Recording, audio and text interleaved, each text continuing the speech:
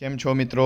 હું આજનો મારો આખો દિવસ કહીશ. આમ તો હું શોર્ટ્સમાં બધું મૂકતો જ રહું છું, પરંતુ કોઈક વખત થોડું લેટ થઈ જાય છે એટલે સમય જળવાતો નથી. પરંતુ હું આજનો મારો આખો દિવસ તમને કહી દઉં તો સવારે ઉઠ્યો હું 6 વાગે કે પહેલું તો મને સૌથી પહેલાં તો સંડાસ લાગ્યું હતું, એટલા માટે હું ઉઠી ગયો હતો. બાકી મને ઊંઘ તો હજી આવતી જ હતી.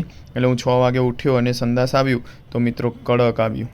ગઈકાલે પણ કડક આવ્યું હતું, આજે પણ કડક આવ્યું. અને લોહી તો છેલ્લું જે મળ એકદમ જ આજે મળ કડક આવ્યું હતું, એટલે એક ચોંટીને આમ ટપકા જેવું થોડું હોય ને એવું આમ આછું હતું. એટલે હજી ચાંદું હશે એવું આપણે માનીએ છીએ. પરંતુ આ જે કડકના લીધે લોહી આવે છે, કારણ કે એ આંતરડાને આમ ખેંચાઈને આવે મળ, એટલે થોડું લોહી છેલ્લે ચોંટીને આવે છે. એટલે આમાં હજી થોડો સુધારો કરવાનો છે. હવે આ ખાવાનું શું કરવાનું એ ખબર નથી પડતી, કે પાણી મુખ્ય ઓછું પીવાય છે એ ખબર નથી પડતી. એ મારી આળસ છે. ત્યારબાદ મેં નાહી ધોઈ પૂજા કરી અને પછી નવશેકું પાણી પીધું. અને 10 મિનિટ પછી મને તરત જ બીજી વાર સંડાસ લાગ્યું. બીજી વાર સંડાસ લાગ્યું એ એકદમ સ્મૂથ આવ્યું. આ રાતનું આખે રાત આપણે જે હોય એટલે કડક આવ્યું હોય અને ત્યારબાદ પાણી પીધું એટલે સ્મૂથ આવ્યું એ ખબર નથી, પણ બીજી વાર સ્મૂથ આવ્યું. ત્યારબાદ મેં સવારનો નાસ્તો કર્યો. એમાં તો આજે મેં આલુ પરોઠા અને મોળી છાશ લીધી હતી. ત્યારબાદ 5 મિનિટ ઘરમાં ચાલ્યો અને પછી ડૉક્ટરની સલાહ મુજબ દવા. મુખ્ય આ છે કે ડૉક્ટરની સલાહ લીધા સિવાય દવા લેવી નહીં. ત્યારબાદ હું કામ પર ગયો અને વચ્ચે આપણે ભગવાનના દર્શન કર્યા.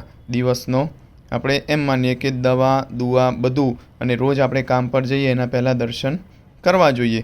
કોઈ પણ દેવી દેવતાના ગમે તે મંદિર હોય, પણ આપણે ભગવાનને યાદ કરીને કોઈ પણ કામ શરૂ કરવું જોઈએ.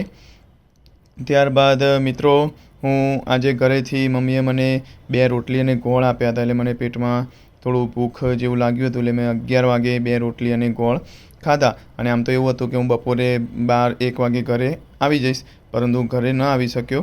એટલે હું 11 વાગે 2 રોટલી અને ગોળ જમ્યો. અને આ 12 વાગ્યા સુધીમાં મેં 1 લીટર પાણી પીધું. કેટલું? 1 લીટર.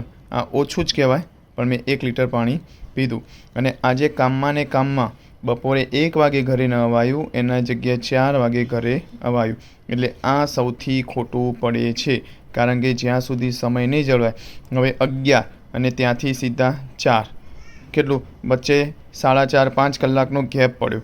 હવે આપણે કંઈ દુકાનમાંથી સેવ મમરા, ચવાણું, વેફર એવું કંઈ ખાઈ શકીએ નહીં. ખવાય, પરંતુ મિત્રો આપણને એક ડર છે કે ખોટું મમરા એ બધું બહારનું અત્યારે ખાવું, તળેલું તીખું, એના કરતાં જમવાનું. એટલે આમ તો જો ઘરેથી ટિફિનનું શક્ય બને તો ટિફિન લઈને આવવું જોઈએ, પરંતુ આજે મેં ટિફિનની ના પાડી હતી. એટલે હું ટિફિન લાવ્યો નહોતો, એમ કે 1 વાગે હું આવી જઈશ, પણ ના આવી શક્યો. એટલે 4 વાગે જમવાનું થયું. આ સૌથી ખોટું, કારણ કે જમવાનું તો સાચવી જ લેવું જોઈએ. આ મારી આળસ છે કે જે ગણ હોય, પરંતુ કામ હોય એટલે કોઈક વખત એવું થઈ જાય છે, પરંતુ ન થાય એનું ખાસ ધ્યાન રાખવું. એટલે બપોરે પછી મેં ગલકાનું શાક, રોટલી, ગોળ અને છાશ ખાધા હતા. ગલકાનું શાક એકદમ પેટ માટે સારું રહે છે, એટલા માટે ગલકાનું શાક બનાવી દઉં. ત્યારબાદ સાંજે કામ માટે માર્કેટ ગયા હતા અને પછી ઘરે આવી પરિવાર સાથે બેઠા અને પછી એક પ્રસંગ વાંચ્યો. અને આ પ્રસંગ મેં શોર્ટ્સમાં મૂકેલો છે કે જે આપણને હિંમત આપે. હવે જો નવરા બેસી રહીએ તો વિચાર શું આવે કે આ મળ કેમ કડક આવ્યો હશે, મને પેટમાં કેમ દુખતું હશે, આ લોહી ક્યારે બંધ થશે, મારી દવા ક્યારે બંધ થશે, શું આજે હું શું કરું છું, એવું બધું ચિંતા આવે, ટેન્શન આવે. અને થોડું તો ટેન્શન આવે જ, આપણે ગમે તેટલા ફ્રી રહીએ પણ ટેન્શન તો આવે જ. એટલે આમ બળ મળે એવી વાતો મેં શોર્ટ્સમાં હું રોજ એક મૂકતો રહું છું અને વાંચતો રહું છું. ત્યારબાદ મેં રાત્રે જમવામાં મેં આલુ પરોઠા અને આજે નવી આઈટમ હાંડવો ખાધી. એકદમ થોડો ખાધો હાંડવો તો, અને વઘારેલો ભાત અને છાશ મેં લીધી. એટલે મુખ્ય હતું કે આલુ પરોઠા ખાધા, હાંડવો ખાધો, વઘારેલો ભાત અને છાશ. આજે ખીચડી નહોતી, આમ તો ખીચડી હોય તો સારું, પરંતુ આજે કંઈક નવી આઈટમ કરીએ એના માટે હાંડવો અને આલુ પરોઠા હતા, વઘારેલો ભાત અને છાશ મેં ખાધા. ત્યારબાદ ડૉક્ટરની સલાહ મુજબ પાછી મારે રાતની જે દવા લેવાની હોય છે એ મેં દવા લીધી. અને ત્યારબાદ વોકિંગ 20 મિનિટ જેવું કર્યું. અને પછી આજે થોડો ઉજાગરો હતો એટલે મેં આરામ પણ કર્યો. અને આરામ કર્યા બાદ આજના દિવસમાં જોઈએ તો આજે પાણી ઓછું પીવાયું, કારણ કે 2 થી 2.5 લીટર. હવે મારે ટાર્ગેટ રાખવો પડશે 3 લીટર પાણીનો. ત્યાં 3થી ઉપર થાય એટલે 3થી 3.5 લીટર થાય તો સારું, કારણ કે એના લીધે મળ કડક આવે છે, એટલે પાણી ઓછું પીએ છીએ એટલે મળ કડક આવે છે. શું છે એ હવે આપણે કાલથી જોઈએ. જો મારી આળસ દૂર થાય, ભૂલ ન થાય તો 3 લીટર ઉપર પાણી પીવું છે, એટલે બોટલ જ ભરી રાખવી છે એટલે સારું પડે.